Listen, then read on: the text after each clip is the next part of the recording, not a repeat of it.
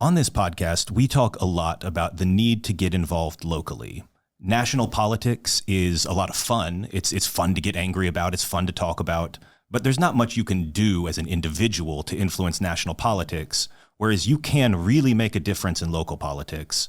And this week, I'm trying to drink my own medicine. I'm trying to practice what I preach. We're bringing on Erik Bottcher, who is the council member for my district in New York City, to talk about many things, to talk about the city of yes, building more housing, why it takes so long to get things done in New York City, and ultimately what we can do about it. If you enjoyed the podcast, please give us a like, give us a subscribe. We appreciate all of that. If you really enjoy the podcast, you can support us by becoming a member of the Center for New Liberalism at cnliberalism.org/become a member. Thank you for listening and enjoy the episode.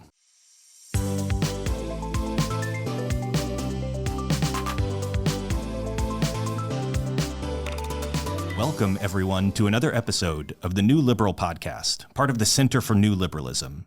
I'm your host, Jeremiah Johnson, and my guest today is Erik Bottcher. Councilmember, welcome to the show. Thanks so much for having me. So I guess the first thing, I was really interested to kind of talk with you and to have you, as a guest here, because I first I've been aware of you since you got elected, obviously, but I really was interested, maybe a year or two ago, you seem to have kind of a pretty dramatic public reversal in how your housing views changed. And maybe it wasn't a reversal, maybe I'm characterizing it wrong, but you kind of came out and you said something about like, I've realized that this issue is way more important than I thought it was, and I've got to act with more urgency perhaps. And I'd love to just kick things off by starting with housing. How would you characterize your evolution on your views on housing over the years? I think one of the social media posts you might be referring to is a post I did about a building going up in my neighborhood on 23rd and 8th. I took a photo of this building that was on its way up, that was like 14 or 15 stories tall, maybe a little less. And I said that a few years ago, this would have made me angry. And I would have seen this as a bad thing, a building going up in the neighborhood that is a little taller than the buildings around it would, take away a little bit of sky on that corner. But now I see it as helping to alleviate the housing crisis. That building built with the 421A tax abatement, including about 50 units of affordable housing, and the other housing will be used to alleviate the crisis as well. So that was just one thing that I posted last year. I have learned so much about housing in recent years, and I come from the preservation movement. I was on the board of a nonprofit called the Lower East Side Preservation Initiative, where we were fighting and still are for a historic district on the Lower East Side down by the tenement housing. And that's something I still strongly support. Those collections of tenement buildings south of Houston Street that really represent that period of old law, new law, pre-law tenement buildings. And I also come from the tenant movement. I was arrested one time in my life, and that was blocking the door to the governor's office with housing activists when we were fighting to close loopholes in the rent stabilization laws. I still hold those values, and I still believe in everything we were fighting for then. But one thing that I didn't carefully consider back then, and that wasn't on my radar as much, was that we could do all those things right. We could have all the tenant protections in the world, but if we don't have enough housing for the population, if we have more people in New York than homes, and if the population is growing faster than the production of housing, we're not going to address this crisis, and people will continue to be without places to live, they'll still have to leave. And it sounds like such an obvious thing, but it's really not a commonly known. And it's funny because people don't treat other markets like they treat the market for housing. And obviously markets are not the same as like apples. But if you told people, well, we're going to restrict the supply of apples for 30 years, what will that do to the price? There's not going to be any ideological disagreement about, well, the price of apples is going to go up. And, housing has its own quirks. It's its own thing. But in the broad strokes, you can't get around that statement, right? That if we never build housing, and certainly New York, for a city of 9 million people, has not built enough housing for decades now. We are decades in the hole. What is that going to do, Another way I like to think about it is urban planning. We plan as a city for school capacity, sewer capacity, parks, electrical infrastructure, transportation infrastructure. Everyone knows that those are things that we should be planning for. What we haven't been adequately planning for is population growth. Where are people going to live? Not just today, but what about 10 years, 20 years? As they anticipate the population of Earth increasing, what are we doing to plan for housing growth in the future? And historically, we've been living in the now. We've been, with respect to housing, planning for the now and not for the future. Well, and one thing that I think about a lot is that I am not a born New Yorker. And you are not a born New York City guy, right? You were born upstate, I think near the Adirondacks. And on the one hand, building more housing just helps people who are here. If you're here and you're paying rent in New York City, if we build just a buttload of housing, rents are gonna go down. We see this happening in places like Austin, Texas. And that's another conversation. It kills me that the only places in this country that seem to be building housing are Republican-dominated places. And I really Except wish for Minneapolis. That's true. There's a couple, but it kills me that is broadly the case. But they could do better with how they're building. There's a lot of sprawl. There is. But there's a lot of housing in that sprawl. But Austin does have a lot of. They're actually doing an impressive amount of infill, though. Like in Austin, in Austin, even in Houston is starting to change too. It's wild. But I think about, as myself, I grew up in the South. I grew up in Atlanta. And, I'm glad that I got to move to kind of a city that's run by Democrats. I'm sure there are a lot of people in red-leaning areas or in rural areas who would love that opportunity. But, people like you and me who moved to New York City, who love this city, aren't going to have that chance. We're locking out every other kid from Iowa who has a dream they want to chase because they get here and it's $4,500 for a one-bedroom or something like that. Yep. And, that's the other tragedy. It doesn't just affect people in New York, even though you have to represent your constituents, but this has such a national impact, New York City for 400 years has been a place that people could come to and find their way. And it was never ever easy in New York City. But, I came to New York the day after I graduated from college and I didn't have a job lined up. I didn't have a place to live lined up. Can I tell you a story similar to that? Sure. When I got my first job, it was a national company, I think Ernst & Young, and they said, well, you're based out of Atlanta, right? And I said, no, I've moved to New York, so you'll have to hire me in the New York office.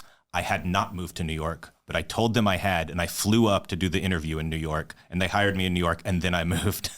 It's such a New York thing. And look, I came here with no job lined up, no apartment lined up. I found a futon in someone's living room to sleep on for, I think it was $400 a month. I ended up getting a studio for $1,500 a month. And, then I got a roommate, and at one point I had 2 roommates, and then I ended up with my own apartment. And that New York has been a place for hundreds of years where people could come with nothing and make a way of it. And if we lose that, we lose something about ourselves, and we lose something about New York that is a defining characteristic of New York. And I remember in the not too distant past when you could find an apartment that fit your budget in New York. And you might have to go to the outer boroughs. You might have to go into the far-flung outer boroughs. And it's not that long ago, and I believe we can achieve that again. I just do. So you've started something that you're calling the Housing League. This is kind of, it seems like a loose alliance of many different people on the city council, and there's some borough presidents, and there's activists, there's all kinds of people who may be joining this. But I'd love to know, like, in a practical sense, how does this Housing League make progress? Because, few people just come out and say, I'm against housing. I just don't want it to be built anywhere. But what we have is a system that allows people to kind of just gunk up the process. They can protest, they can demand, public hearings for, years and years on end. They can sue under environmental laws. There's so many things that can be done to it makes it difficult and expensive. And, sometimes the word vetocracy is thrown around. So one of the things I think about when I think about a housing league is, what are the important parts of the system that we want to change in order to make it easier to build? And this could apply to all sorts of things, to make it easier to open a small business or to make it easier to use green energy. But just how do we make the process not take so long? That's one of many policy areas that we have to look at carefully. And the Housing League is something that came out of a conversation that Brooklyn Borough President Antonio Reynoso and I were having in December, when we were talking about how we really longed for a space to get together with other elected officials who believe that we need to take much more drastic action to address the housing crisis by building more housing in New York City and New York State and in the metropolitan region. And that we believe the experts when they say that New York State is going to need 800,000 new homes over the next 10 years. We believe that. If we believe that, what are we going to do to act on that? And there hasn't been a space for elected officials who really want to take this seriously to get together. And that's the space that we're creating. One of the things that I think is really difficult here is that people like to jump into action and do things, but it's very difficult to get people to jump into action and stop doing things. And to my mind, that's really one of the keys to this process is, like, just to use an example, I know this is close to your heart in some ways, but like historical preservation in New York, to my mind, it seems like we have kind of overdone that to some extent. Just as like, I think the number is there's something like 25,000 historically designated buildings in New York. And I'm not against, the original tenements that are still standing, like, okay, let's preserve those, the Grand Central Station, let's preserve that.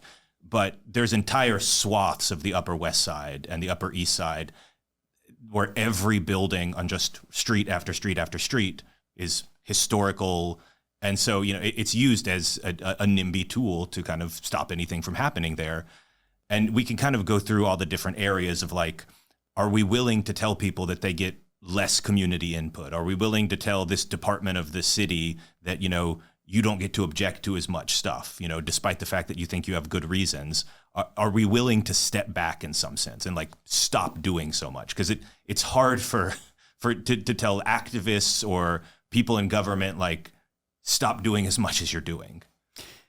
Well, I don't think that historic districts are incompatible with new housing. And it's important to remember that new housing can absolutely get built in historic districts. It just has an added layer of oversight and approval to make sure that the buildings are in line with the guidelines of that historic district. So I think we have to, as historic preservationists, and I do consider myself, in addition to a person who's very pro-housing, a person who's very much pro-historic preservation. I follow on social media all these accounts of the lost buildings that were demolished over the decades after World War II, and it just breaks my heart. And I think that it's so important to preserve that without letting that become a position of we can't provide new housing to accommodate population growth. And I think we really need to find a way to have historic preservation and the creation of new housing. And that's the policy that we have to go for. And we can't, as pro-housing folks, take the position that that's not compatible with historic preservation, because it actually is. Are there folks who sometimes lean on historic preservation because what they actually don't want is a building that's a certain size? Yeah, I think that's true. But I really do think it's possible to have new housing that fits really well into historic district. And I did a great walking tour of the West Village that had an adaptive design.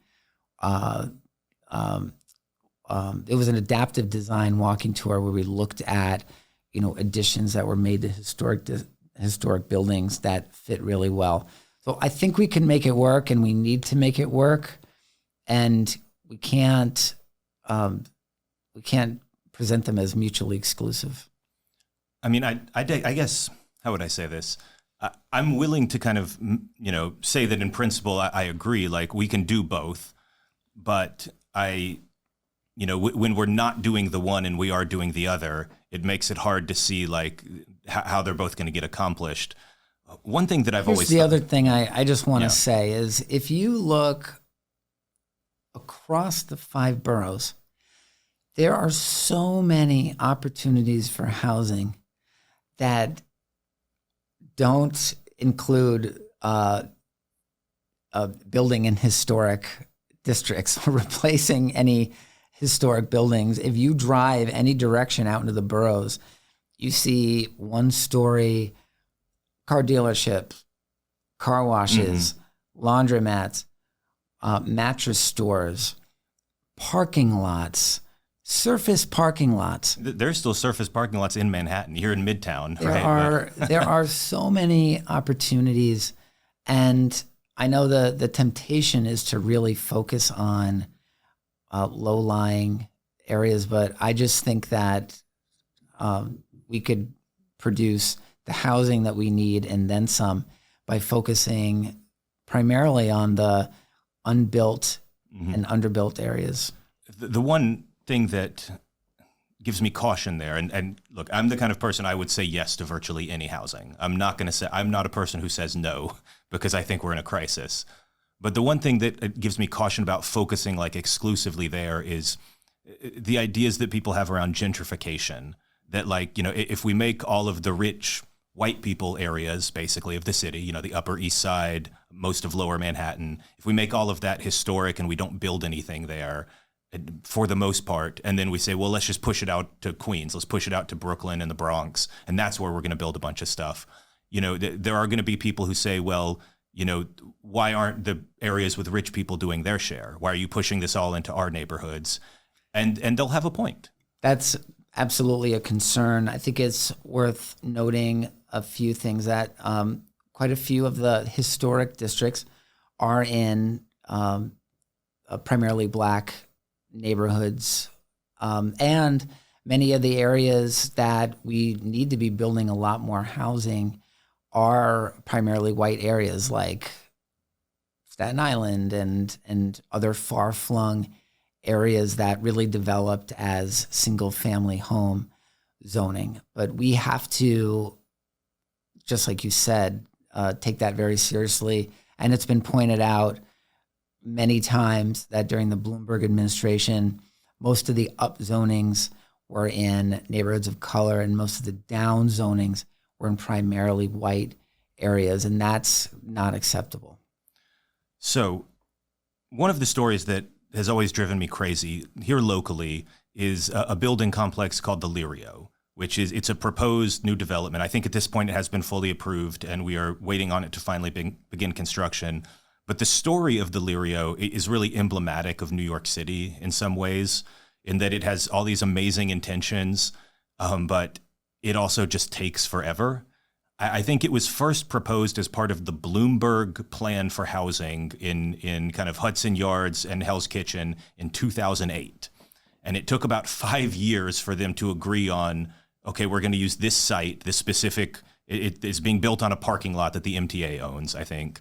And 5 years later, they decided, okay, that's the site. And then they spent the next literally 10 years figuring out, negotiating, okay, how much housing can we build here? And what's it going to be? And, who's going to be able to live there? And how are we going to build? And what's the regulation going to be? And it took 10 years to get that approval process. And I remember even it was last year in 2023, 10 years later, after 2013, there were, as we were approaching the final, I think, city council vote, there were still people writing into our local newspaper here, the West 42nd Street newspaper, saying we need to do another round of negotiations because you've guaranteed low-income housing, but you haven't guaranteed middle-income housing.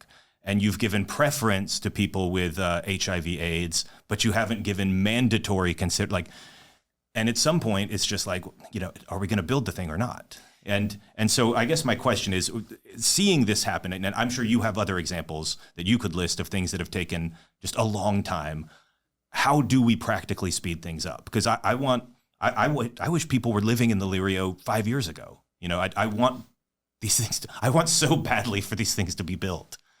One of the points that I kept making during that whole process when folks were fighting over what kind of housing should be there is, we're fighting over scraps, like 115 units of housing, 120 units of housing.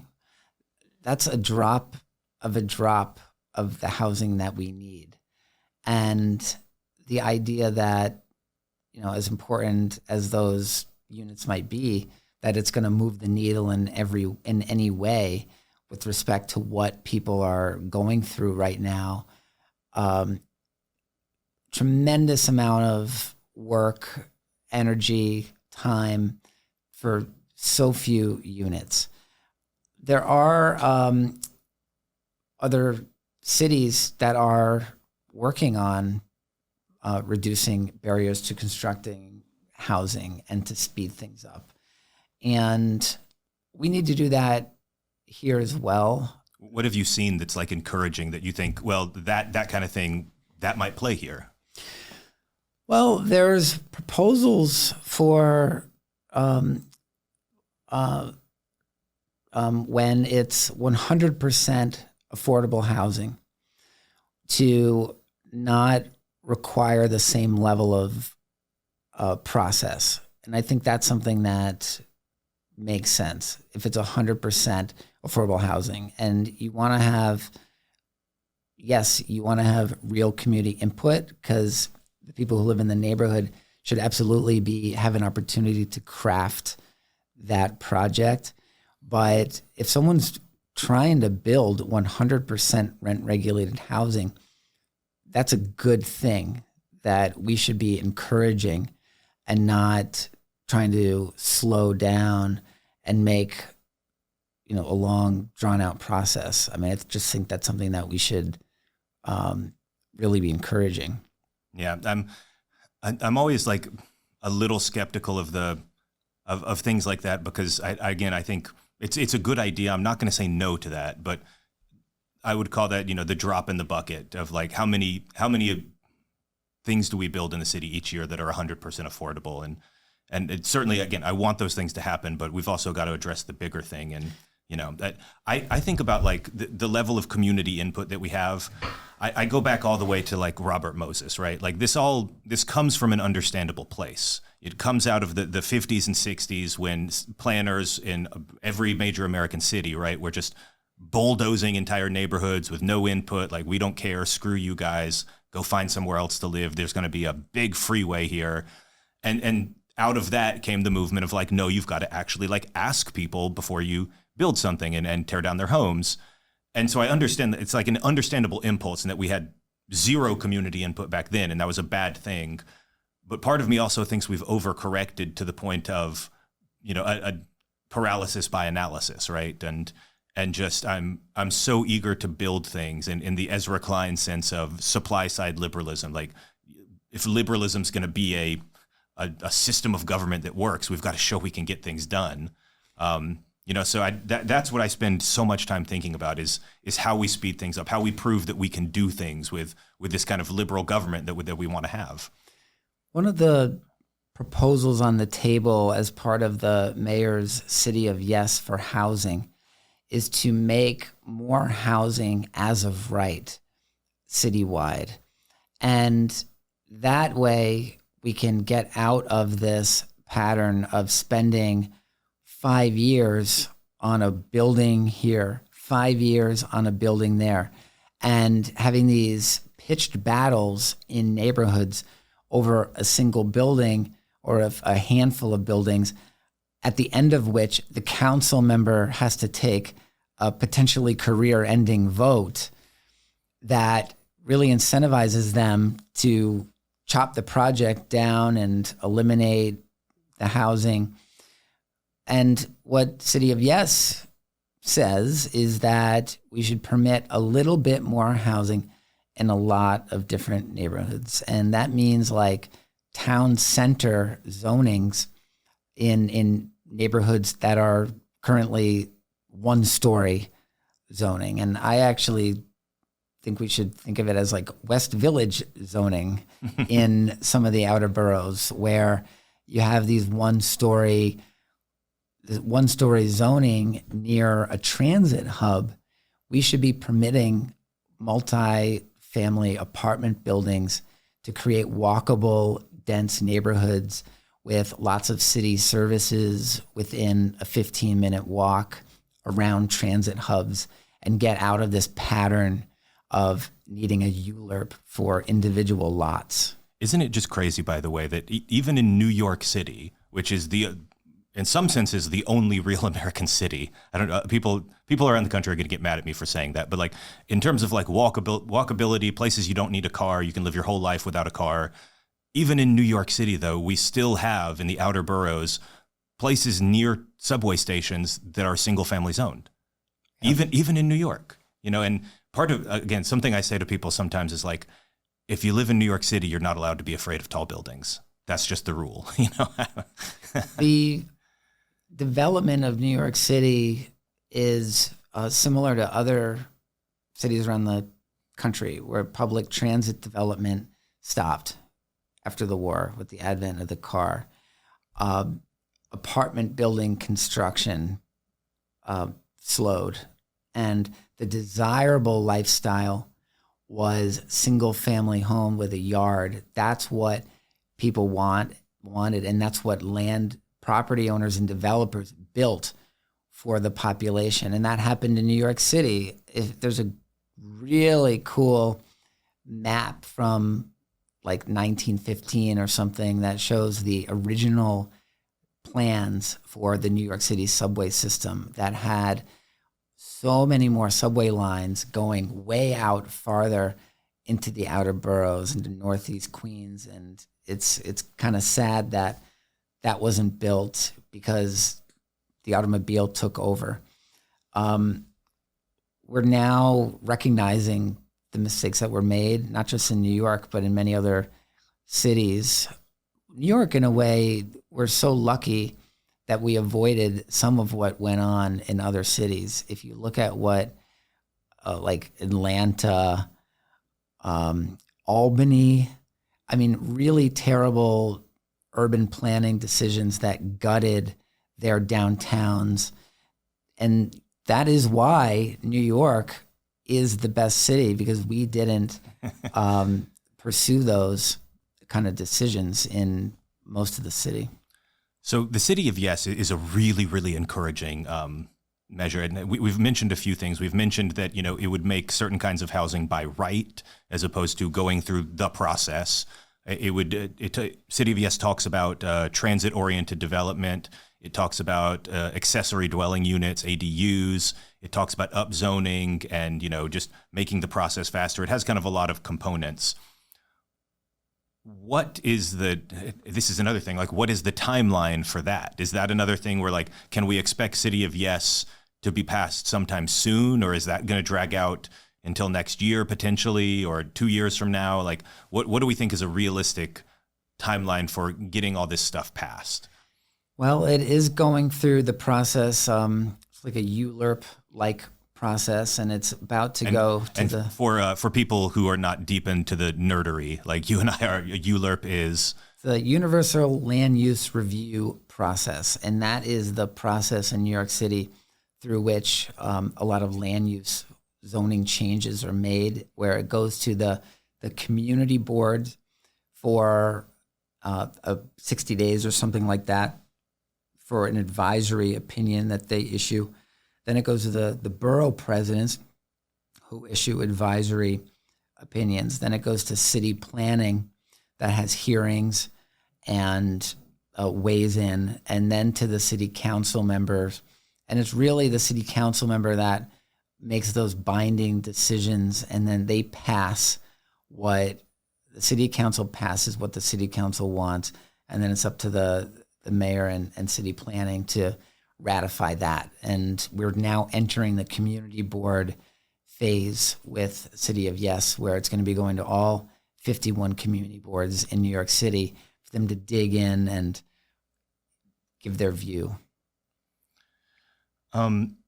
Another thing that I think would be interesting to talk about, this is happening at a statewide level, but it's the big housing deal, the humongous, all sorts of stuff thrown in, and everybody's trying to reach a big compromise and on the housing deal that got done recently. And I think we do have kind of I don't know if has it actually passed yet, or if we just announced the structure of it. It passed in the budget, in the state budget. I remember when they came out and they said, okay, we've got a deal. Here's what it's going to be. And I'm trying to, I've got some notes here on the exact, details. It's like the housing people made some sacrifices in order to get it passed, and there were some things that other people weren't.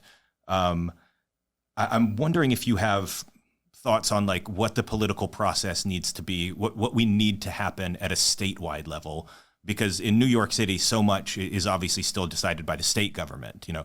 For instance, just for non-New Yorkers, a lot of people might not know that the MTA, which runs all our subways and buses and all that, is a state agency. And there's a lot of fighting about that. But so what needs to happen at the state level to complement, the City Housing League, the City of Yes, all this stuff that we're talking about that's good? What are the state level kind of policy levers? What hasn't happened at the state level and what needs to happen is a requirement that municipalities around the state contribute to solving the housing crisis. And this is something that other states have done, like California. They're years in already to their effort to require municipalities to build housing, because we can't have whole swaths of the state saying we're not going to permit apartment buildings to get built in our area. There's no reason why we should have these massive surface parking lots near the Long Island Railroad stations out in Long Island. We could be building apartment complexes with parking included and house thousands and thousands of people.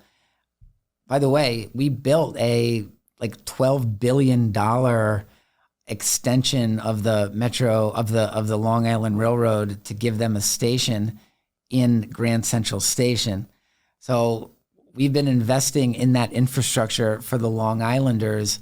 They really need to allow for more housing to get built, not just for New York City, but for their own people. You talk to anyone out in Long Island, just to use an example, and there's nowhere for people to live. There's nowhere for the young people who grew up there to live if they want to stay. There's nowhere for people in the service industry to live, people who work in Long Island. And partly it's because when it was developed with sprawl throughout. So the state needs to begin telling municipalities, you have to produce housing to help alleviate the state's housing crisis. And that has not happened. Kathy Hochul proposed it last year, and it went nowhere fast. Long Island NIMBYs are a powerful political force, I will say. Whether it's influencing members of Congress or Hochul or whatever the case may be. One of the things that you mentioned there about their kids don't have anywhere to live. That's one of the few things I've found that actually like breaks through sometimes. Is like, look, your house value. I understand you own your house. You would like it to continue going up in value. That would be good for you. But your kids don't have anywhere to live, and your kids are now 25, and you see this. You see they can't afford rent. Where are they going to live? And until you die and they inherit your house, like that kind of, a lot of people are starting to worry about that. That's a really great point, and something that applies all over New York State and here even in New York City. Even in your hometown, right? This, as you talk about, the whole state needs to contribute. Look, New York City is the biggest part of that, but in your hometown, way upstate, like the housing crisis has reached there too. I grew up in a town outside of Lake Placid, New York, called Wilmington, New York, population 1,100. And they, like many parts of the country, are experiencing a severe housing crisis with the cost of housing is now out of reach for most working class people who live there. Partly it's because so many of the homes have converted to Airbnb vacation rentals because it's a destination with a ski center and summer and winter tourism. But also because they really don't permit much housing to get built there. In my hometown, they really don't permit apartment buildings to get built. And just today, my cousin actually did a post with the latest property values saying that this is not sustainable. You can't afford a house in Wilmington anymore. And I agree, but we need to start permitting housing to get built in Wilmington. And by the way, it's a quaint Adirondack town, so you can permit a multifamily housing development off the road so you wouldn't even see it. We could provide the infrastructure for it. It would provide apartments for people who don't necessarily need a house. And you could also permit smaller lot sizes. You could permit people to build more houses on their lots. You could let people subdivide their lots. If you create more housing, it will force people to like ask less when their house is being sold and charge less when they're renting. Yep, and I love getting into all the individual policies. Like you said, that we could talk about parking minimums, which again, that's part of the city of yes, that let's not have parking minimums in New York City of all places. Right. Another thing that's crazy that I don't think people would believe you if you told them like new housing in New York City mandates off-street parking. Yeah. The parking minimums affect more than just, yes, they reduce the amount of housing that you could have in the building. They also substantially add to the cost of a building. If you have to add garage infrastructure, that is a huge added expense, which forces the developer to charge more rent. They also help cause these badly designed buildings, and with a carport on the sidewalk where a storefront might be or a cafe might be, you've now got a garage door, or you've even had these buildings where the apartments are like cantilevered over a carport. It's not necessary. In other cities with a far more car-dependent culture and a higher percentage of car owners have eliminated their parking minimums, and we haven't in New York. Yeah, it's hopefully something we can get done. And again, it's just, it blows my mind that in New York of all places, we're still having that debate. And that gets into, congestion charge stuff. And we don't have to touch that for now. I know people get very, emotional about that sometimes, but it does though lead into an interesting topic that I'd love to talk about, which is that housing impacts so much other stuff other than just, everybody wants to pay less in rent. If you're a New Yorker, we all share how much we pay in rent. It's maybe unique among cities like that it's like almost the first thing you do. You go to a new house party, you meet some people. How much are you paying for rent? But like more than just how much do you pay for rent? It impacts the quality of life in the city. It impacts, is the street nice to walk down? It impacts, the economy. If more people can afford to live here cheaply, they can start more businesses. We can have a more dynamic kind of economic system. It impacts climate change. Like, what are some of the other things that you see when you talk about housing? Like, housing is also not just a housing issue. It's also an issue for this other thing. One of my signature issues is the mental health crisis. I'm a survivor of suicide attempts. I spent a month in a mental health hospital when I was in high school. I talk about it a lot. I've put out a mental health plan and passed legislation requiring the city to offer mental health services in homeless shelters, family homeless shelters. But we could do everything right with respect to mental health. We could spend billions of more dollars addressing it. And if we don't address the housing crisis, we're not going to make progress on it, because if people don't have secure housing, their mental health is going to suffer. The converse is true. If we did nothing except provide abundant, affordable housing for the population, we'd see dramatically improved outcomes for people suffering from serious mental illness. So when folks are on the subway with someone suffering from serious mental illness, we have to connect that to the housing crisis and the fact that there's absolutely no reason why that person should be allowed to suffer the way they are. And it's part of the continuum of care. We could build all the psych beds in the world. We could fill the hospitals with psych beds, but where's the person going to go when they're discharged from the hospital? Mm-hmm. And housing insecurity so often leads to, somebody who has a moderate, treatable form of mental illness. If they become temporarily homeless, it may all of a sudden get dramatically worse, and it becomes severe mental illness, and that leads to continued homelessness. And it's not a accident that, like San Francisco and New York have the worst homeless, mentally ill crisis kind of populations. It's because that's where the housing is the most expensive. That's right. When a person enters the shelter system, it when a person enters the homeless shelter system, there are dramatic declines in so many different outcomes. The homeless shelter system has really been forced to do what the healthcare system should be doing. Homeless shelters have really become, for many people, de facto mental health housing. And that's just wrong. And it's partly a result of our failed policy on mental health that began 70 years ago when we started closing down mental health hospitals, many of which were bad, but we had a goal of replacing them with outpatient mental health services.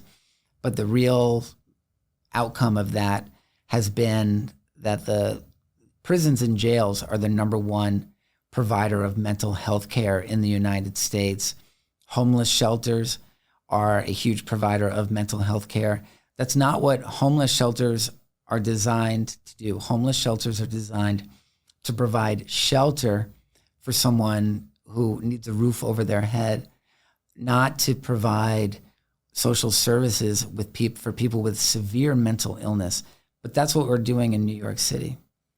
So we've just got a couple minutes left, and I know you've got to get out of here soon, but I want to end with a question we ask a lot of people, which is, what can people do if they want to both, learn more about this and act on it? If someone's living in New York City and they're fired up by what we're talking about, they agree, they want more housing, they want the city to build things fast, whether, it's building subways faster and cheaper, building, allowing housing to be built faster and cheaper, getting better on climate change. what can people do? What would you recommend to citizens of New York City in order to get involved, and how can they make a difference? I would encourage New Yorkers to seek out local opportunities to make their voices heard and to make sure that their voice is represented locally, whether that be at a community board meeting. I mentioned earlier that some of these housing proposals are going to the community boards for consideration. There is opportunities for public comment, and it's important that folks say, I live in this community too, and I favor more housing. That is an important statement for people to hear. The hard part with that is that people tend to go to meetings when they're against something, not necessarily when they're for something. You don't see a lot of people going to a community board meeting saying, I want this restaurant to get a liquor license.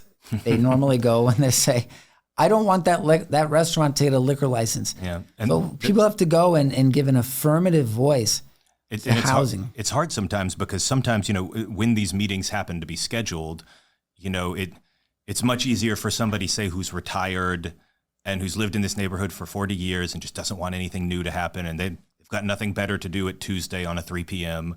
And, for people who just are like, well, that seems nice, but they don't have the energy to like, well, I'm at work or I've got to go pick up my kids and like I'm a regular person with a life. We need those people, but it is hard to get them sometimes to show up. It's important to know that a lot of meetings are hybrid now, which has opened up a lot of opportunities to give a voice. I think another place that people should get involved is in politics, in democratic politics. Every neighborhood has democratic clubs that support local candidates, that advocate for political causes locally, that play a role in the judicial nomination process. And they often do weigh in on local issues. And it's important that people come out and make their voices heard about the housing crisis and to elevate this as one of the existential fights of our time, and something that we can't afford to fail at. We just can't.